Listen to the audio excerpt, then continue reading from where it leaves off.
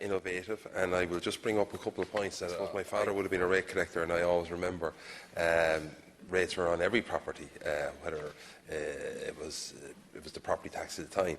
But the one thing I always remember was the two ehich. And the thing about it too as well, Minister, not every business is able to afford to pay it in the one go.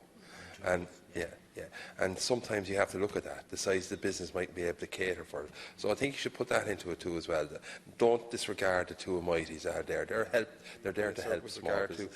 If you own a property and I have a long-term lease from you, I go wallop, and that property is vacant. Who then pays the rates in that property? Because according to the legislation, it's me that's paying it, but I've got a power to limit annual rates evaluation. I remember I've been on Kildare County Council back in the early noughties, and they wanted to put, I was always arguing, it shouldn't go above the rate of inflation, which is about 2%.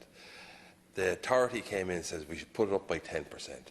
Right, to my mind, that is adding on to the cost of the consumer buying product afterwards, and it was adding on to the inflation too as well.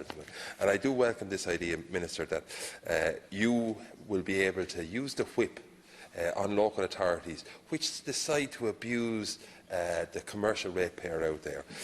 The key thing I want to talk to you about that, it has to be consistent around the country. You can't have it 1% in Waterford and 2% in Kenny and 3% up in Kildare. It must be consistent because the business person likes to know what's happening. What you're doing now will probably increase the rate collection.